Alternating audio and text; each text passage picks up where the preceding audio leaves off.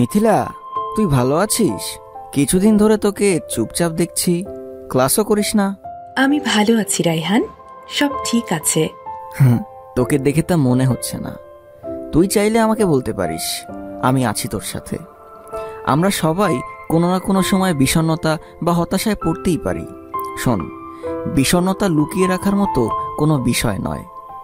তুই ঠিক বলছিস রাইহান, অনেকদিন ধরে আমি ভেতরে ভেতরে ভেঙে পড়ছি, কিন্তু কাউকে বলিনি।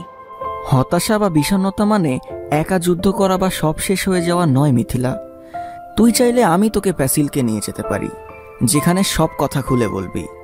ওরা তোর সব কথা শুনবে ও গোপনও রাখবে। সত্যি? তাহলে যাব আমি। বিষণ্ণতায় সময় মতো কাউন্সেলিং নিন, আপনার মানসিক সুস্থতা নিশ্চিত করুন।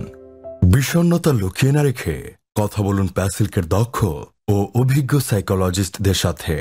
কাউন্সেলিং নিন, সুস্থ থাকুন। প্যাসিলক, আরও একটু ভালো থাকার জন্য।